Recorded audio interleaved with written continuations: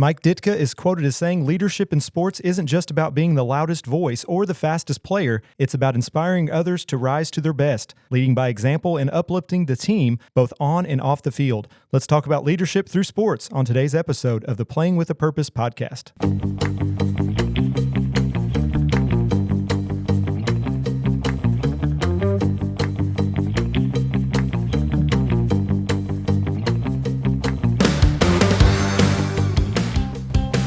All right, welcome to the Playing with a Purpose podcast, where we explore topics related to the moral development of collegiate athletes and young people as it pertains to character, responsibility, and purpose. I'm your host, Matt Barker, and today I'm excited to have Freed-Hardeman softball coach Todd Humphry with me on the program today. Excited to have him. Todd, welcome to the program.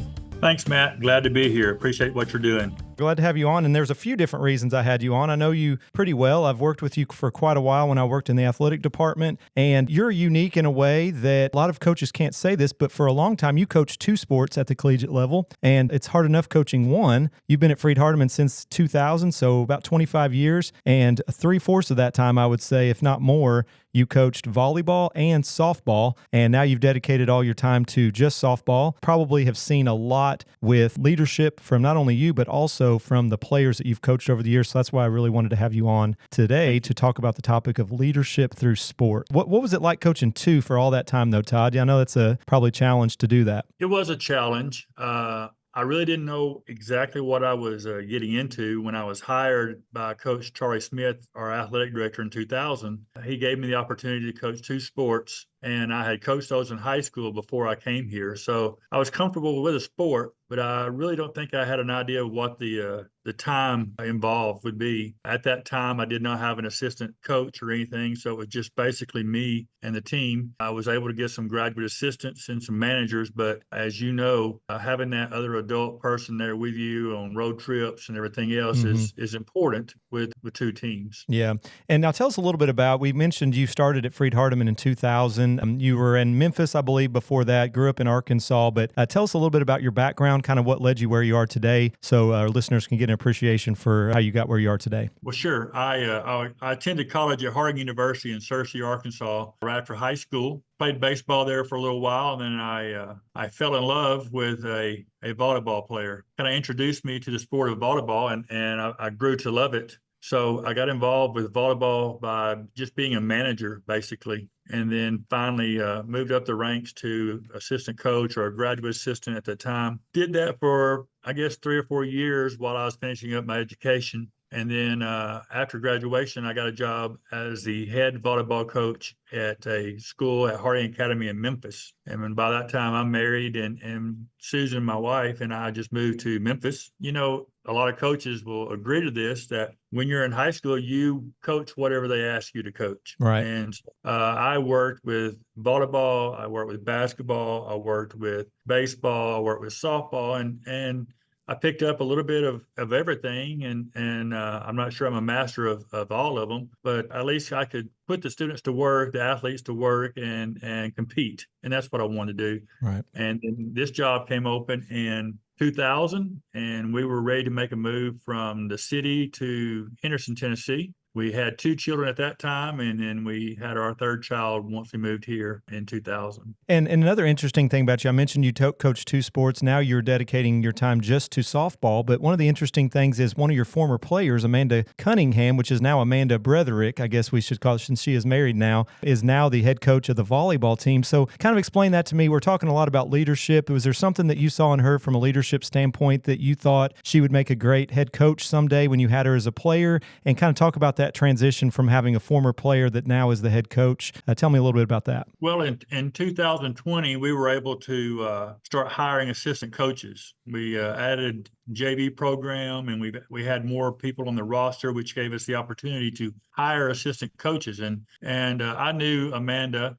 Amanda was my daughter's roommate in college as well when she played volleyball here. So I've known her for a long time. I knew she was coaching in the area. I reached out to her, and she was willing to come in for an interview. And Amanda is one of those players who, I guess if I were to describe her, she's a very hard-working young lady. She worked hard at the craft of playing as a middle hitter. And then she also came here and worked with me for, I guess, a couple of years before she took over the program as the volleyball coach. But Amanda will do a great job. She does a great job now. And I think the program's headed in the right direction. And so you've got to want to be a head coach in college because of the grind as far as the travel and the recruiting and the Right. scouting. I feel like that was perfect for Amanda at the time where her job was. And now she's married and her life has changed a little bit, but it's still where she needs to be. And this podcast, we're going to talk about this for this episode about leadership specifically. We're talking a lot about character development and how that is achieved through collegiate sports and just in general, maybe at the college level. So thinking about what leadership means to you, would you define leadership in the context of sports? And is it more about these individual traits that you hear a lot about, or the ability maybe to bring out the best in others on your team? Which one would you say? Well, I think it's almost a little bit of a combination, because you want your leaders to have those characteristics of what you want to be an impact player for your team, those who look toward them for some guidance. I think there's a couple of types of people or leaders when it comes to student athletes.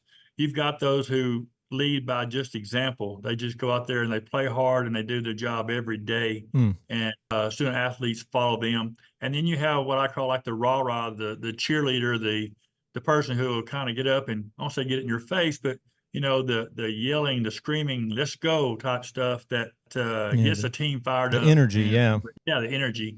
Stuff like that. I think you just kind of got to find that mix of what you want for your team. A lot of it will depend on the roster you have at that current time, because it changes with graduation and people changing their lifestyle as far as their education stuff. So when you graduate, you have to kind of think about who's stepping up next. Yeah. And when we think about the qualities of a great leader, I know if you look up what are some good qualities of a great leader, you'll probably see a lot of different words that describe that. But for you personally, coaching two sports at the college level, you've seen a lot of players throughout your 25 years. What are some words that maybe stand out for you, some qualities that the players that you've coached have had that you look at and say they're a great leader and this is why? What are some qualities that some players have? When I think about that, I think about someone who's very dependable. And I think about early in my coaching days when I didn't have an assistant coach, that I had to rely a lot on players to do things for the team, locker room situations or whatever, with coaching female athletes. I wanted someone that was, I could depend on. Trust goes a long ways with me, and having that student athlete that I can trust in situations that I might need some help with, someone that's reliable. Reliability is hard sometimes to find that person who is going to be there for you every day and do what you're asked and even go above and beyond, what is asked of them. Yeah. But, when you have a leader like that, they're going to have to put, the team before themselves. They can't be selfish and understand that, I've got to think what's best for the team at this point and even understand that, we're a group and this is not all about me. Yeah. And so one of the things that's been mentioned, and you've kind of touched on this as well with the different guests I've had, is athletes, a lot of times when they are in a collegiate sports environment, it provides them with skills and opportunities that they wouldn't have otherwise. And it almost gives them a leg up after college. They've been able to work with a team. They're able to kind of maybe help resolve conflict a little bit. So when we think about how sports helps athletes develop critical leadership skills, maybe like communication, or maybe it's conflict resolution. How have you seen that translate the leadership qualities that they learn from sports? Well, I've had several players in both volleyball and softball go on to be coaches themselves. And you hope that while they were here playing for you and working with you, that they have learned some skills that they can carry on to lead their teams as well. I guess when it comes down to what we're looking for there as far as the leadership, I think communication is something that's kind of overlooked. With technology now today, there's no way that you shouldn't be able to be communicated with and reached out to when there's a problem or a situation or a question through either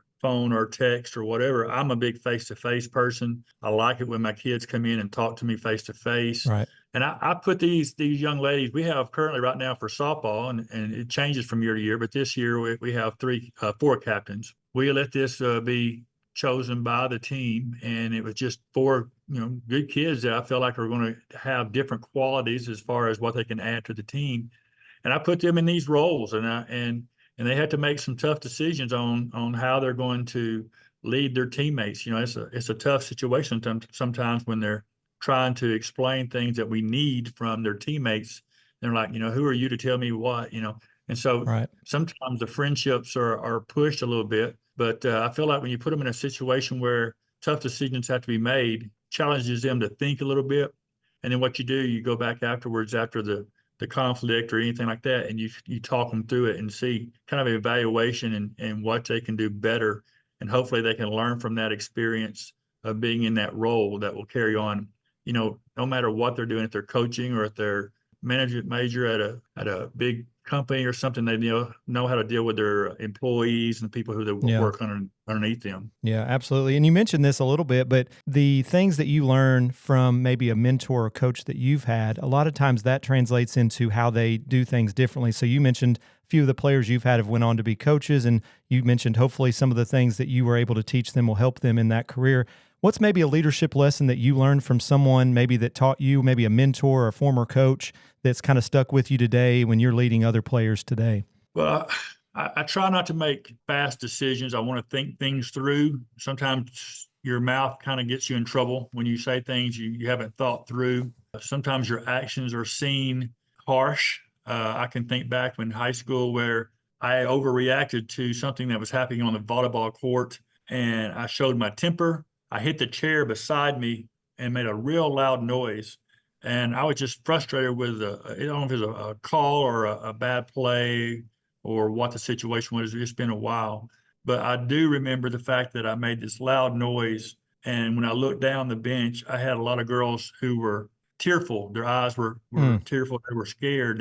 And I don't want to ever try to be a leader out of fear. I want to be able to communicate with a calmness, a level head. And so I have learned through my own actions and being around those who seem to be in control of the game, control of their team at all times, that think things through, don't get in a hurry, don't let your temper, your anger, your frustration show in the way that you coach or lead. right. Yeah. And I will tell you, Todd, if the chair broke, it probably was a combination of coaches that have smacked the chair a time or two. So it wouldn't have just been you that did it. Well, it didn't break. It Yeah, did make a loud noise, but I that's do right. know people that do throw chairs and kick chairs and stuff. And knock on wood, I haven't done that Yeah, yet. So that's good. Yeah. Yeah. So thinking about some of the challenges, you alluded to this earlier about sometimes with specifically like teammates trying to lead others, it could cost you not necessarily friendships, but it can put a strain on that. If you're trying to lead as a teammate, to lead your other teammates can cause a strain on friendships. Maybe what are some other challenges that you've seen when maybe athletes trying to step into leadership roles, and maybe some ways that they can overcome those things? What are some challenges that you see with that? it's hard sometimes when you're a teammate to be I won't say the person who's trying to correct. It's one of those situations where you don't want to lose a friendship. When there's team drama and things like that on the team, there's selfishness and stuff. And even when the season is not going on like you planned for it to be, you think that we should be winning more games or we're not playing as well as we should be playing. It's very frustrating. And I think friendships are tested at that point. Some people can roll the punches. They understand the role of that person that they nominated, they asked to be in that position. Right. But sometimes, it causes drama. And one thing that really tears a team apart is drama. And, coaching girls and guys are so different.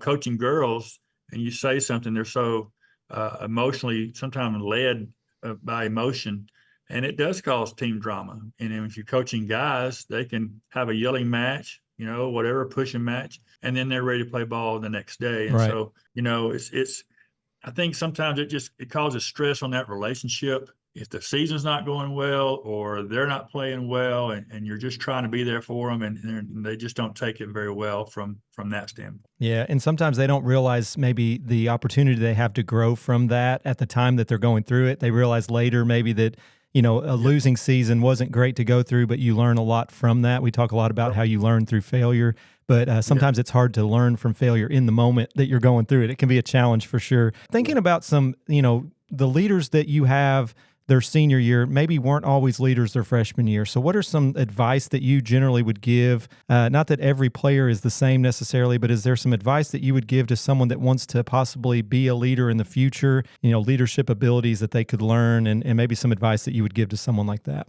Well, you don't have to be nominated a captain to be a leader on the team. There are several people, and I can just think of a few, but I'll just throw my wife out there. My wife is one who was a very successful college athlete. She's in the Hall of Fame for her play at Harding University, and she would say things in the huddle and stuff that would encourage her teammates.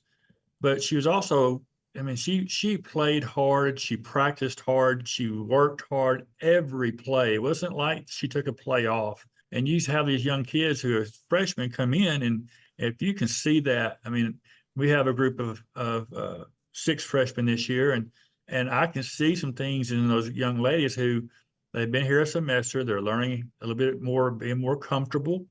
And you can see some people taking some initiative of stepping in and making some comments from time to time.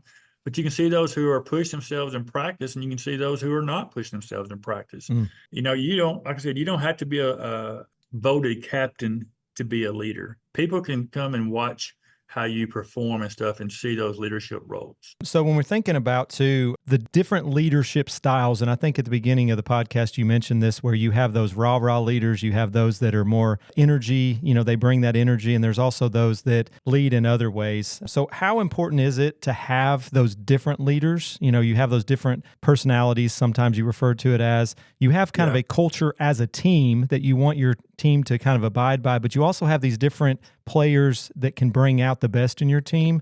So talk about the importance of having those diverse leadership styles on your team. Well, a couple of years ago, Matt, I had the thought, I mean, every year changes. Again, your roster changes and everything else changes.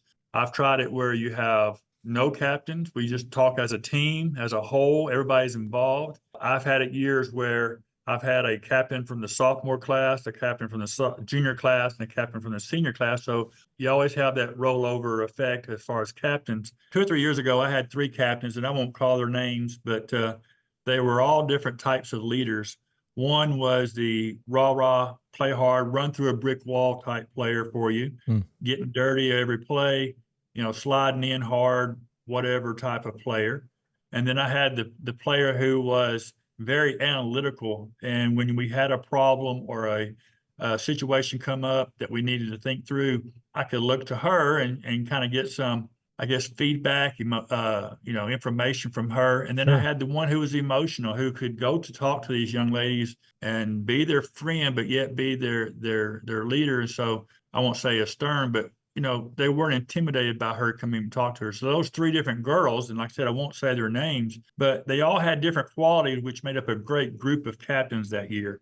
And we were successful and went to the World Series that year. So that doesn't always mean you will have success, but that was a great season with great leaderships. And it's very tough sometimes when you have seasons that no one steps up to be a leader. Most of the time, we do not vote or select captains until the spring semester, because we want people to have the chance to step up and be that leader during the fall and in the workouts in the fall. So the teammates can kind of see who can we lean on, who can we look to get the advice or the guidance as one of our team leaders. Yeah.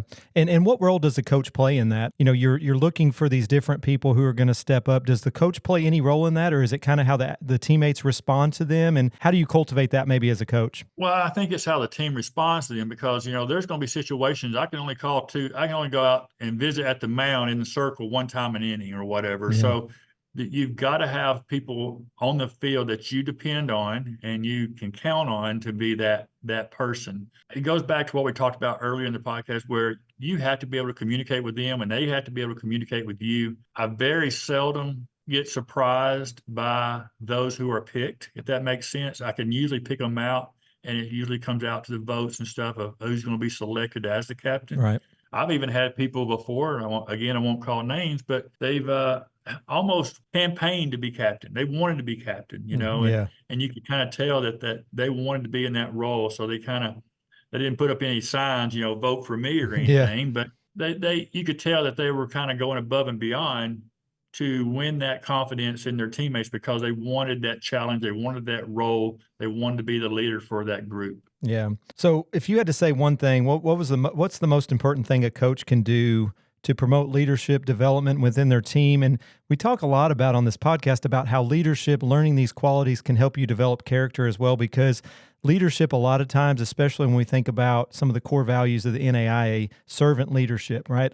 Part of leadership is you're looking out for the interests of others, you're serving others. So as a coach, what's the most important thing to keep in mind when you're trying to promote those leadership qualities among your players? I think it sounds bad, but kind of letting them be in a situation and make mistakes. I try to do this with my kids. I got 3 children, Emily, Jared, and Allie. 2 of them are now married and have children of their own. And then Allie is our youngest, and they all have successful jobs and stuff. And we brought them up differently. They're all different personalities and stuff. But we tried to put them in situations where they had to make some tough decisions, and they had to go through conflict resolution and type stuff where they had to learn from their mistakes. And if I try to be the leader for them, they're not learning anything. And I think that they have to kind of trial by error sometimes, because we only have them for 4 years, and then they graduate and they go on and they're part of a company, they're part of a staff somewhere else. And they've got to put these situations into practice and to try to lean on what they learned while they were in college with us. Yeah. And I'm glad you brought up your kids, Emily, Jared, and Allie, and a couple of them. Jared is coaching now in Alabama, I believe, softball, or is it? And Emily coaches volleyball, I believe, at the high school or junior high, right? So speaking of specifically about your children, as you've seen them kind of grow throughout their time as playing career and now coaching, is there anything that you see from them, from you as a coach, that you maybe don't like, maybe some things maybe you didn't wish they'd pick up from you? Or yeah, sure. Yeah. I can throw them under the bus, Do I it. guess. Yes. Throw myself under the bus. Emily is a very compassionate coach. She is a player's coach. She's trying to get the best out of the players she has. I've always been, I guess, accused of being too much of a player coach and not more of an X and O coach sometimes. I'm trying to get the most out of the people that I have on the team, and I think that's what she does. You'll be surprised sometimes at who steps up in a situation, you're needing them to make a big play or something, and it's all because of the encouragement and the relationship that she has with her players. Now, Jared is that fiery person. Jared is going to be, he's the fist pumping, and he's the let's go type person, and sometimes his mouth will probably get him in trouble, because that's what I did. And the running joke was, when he played baseball, is I tried to be out in the outfield where no one could hear me say some of the things that I said. Yeah. And it's different when your kids play, I guess. When you're emotionally involved with when your kids play, you want the officials and referees to make those calls and that are not harmful for your team. And I've seen that, but I think they both matured as coaches and successful. And if it's one thing that we wanted to, Matt, is you want your kids to do what they want to do. You don't want them to think that they have to coach because I am a coach and their mom was a coach. Right. Mom coached student coach for 15 years at the high school level. And so, it's one of those things that you have to have a passion to do. We haven't talked about passion yet. Yeah. But when I was doing 2 sports with no assistant coach, people say, I don't know how you did it. I don't know how you put up with all this and did all this and worked hard and did all this stuff. I enjoy what I do.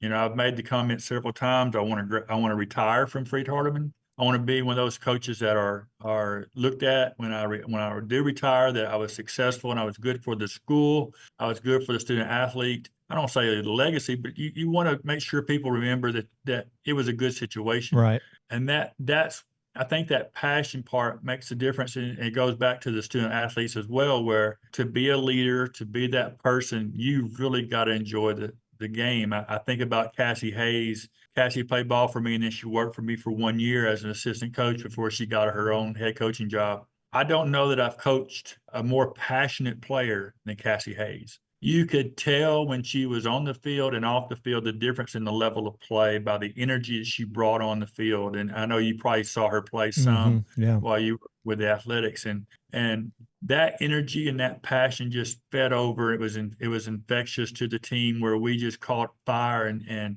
was very successful during her playing years. And the emotion, but that passion to be a coach, to be a leader, to be a captain has got to be there. Yeah. Absolutely. Really good stuff, Todd. I appreciate you coming on. And it was funny because we had a little difficulty getting together. And tomorrow, after we're recording this, you are headed to Oklahoma at 8 a.m. So I'm glad I was able to get you before you headed out of town. Appreciate you taking the time to talk with me today. I think it'll be a great episode. Leadership is something that's very important as a coach, but also in instilling that in your players as well. So I appreciate your perspective. Anything else you'd like to share before we're done today? No, I appreciate, Matt, what you're doing with this. I think I've enjoyed listening to the previous podcast. I hope I have at least one or two listeners besides my family on here. But I think it goes back to something I said earlier, that unless a person is put in that situation where they have to step up and make tough decisions and be that leader and learn from their mistakes,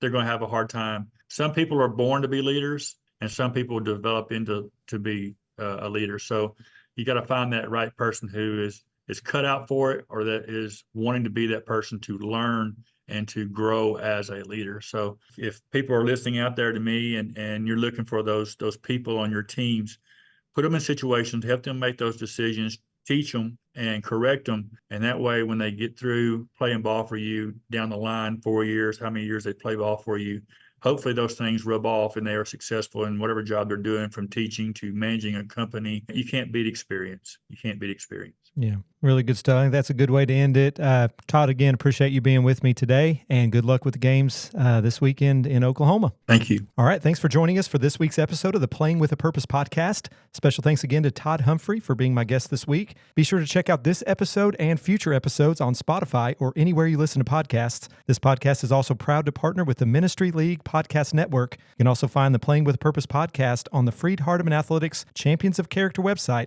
at gofhulions.com/champions of character, and on the NAIA Champions of Character website at naia.org/champions of character. Join us for our next episode as I talk with Freed-Hardeman head men's soccer coach Jason Elliott on the topic of dealing with adversity. And remember, winning isn't just about the scoreboard, it's about the character we build along the way. We'll see you next time on the Playing with a Purpose podcast.